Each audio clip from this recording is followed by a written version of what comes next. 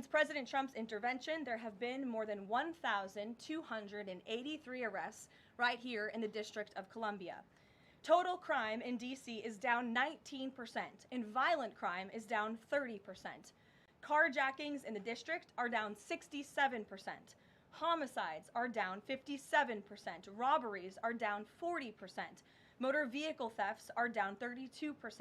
And assaults with dangerous weapons are down 23%. And property crime is down 18%. These numbers prove the president's bold actions to make D.C. safe and beautiful again are working, just like he said they would. And that's why on Monday, the president took additional action to sign an executive order taking steps to ensure that cashless bail in Washington, D.C. is eliminated. For too long, D.C.'s reckless cashless bail policies have allowed dangerous criminals to be quickly released, which endangers everyone who lives in and visits our wonderful capital. No cash bail has also foolishly forced law enforcement to repeatedly arrest the same offenders over and over again, only for them to be released back into our nation's capital. This is the definition of insanity, and the president is seeking to end it.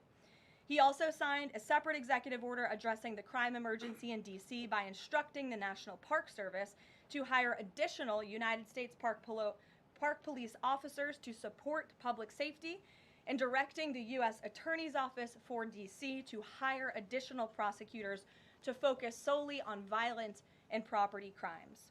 So while liberal Democrats across the country continue to double down on their failed soft-on-crime approach, the American people, including local D.C. leadership, business owners, and residents, are rallying behind President Trump's crime crackdown. According to new polling, 81% of Americans say crime is a major problem in large cities across the country.